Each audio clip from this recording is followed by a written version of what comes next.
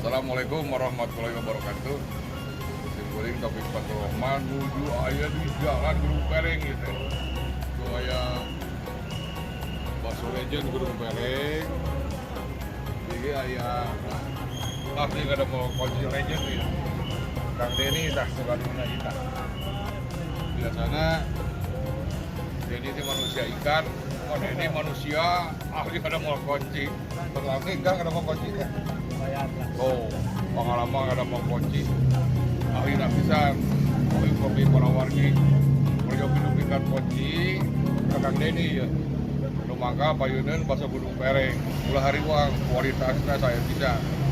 Mode kunci anu ical, mode kunci anu diganaskeun ka dieu. Mungkin ka kabukur teh. Aya dua tukang ojek ke Sobatan.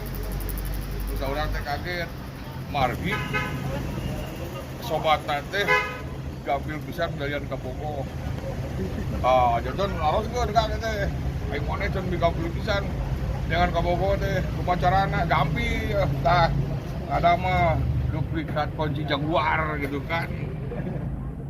Jadi ke dalian night club atau bar, wengi kunci duplikat Jaguar teh alungkeun luhureun meja ke bakal ngaronom ka geulis teh.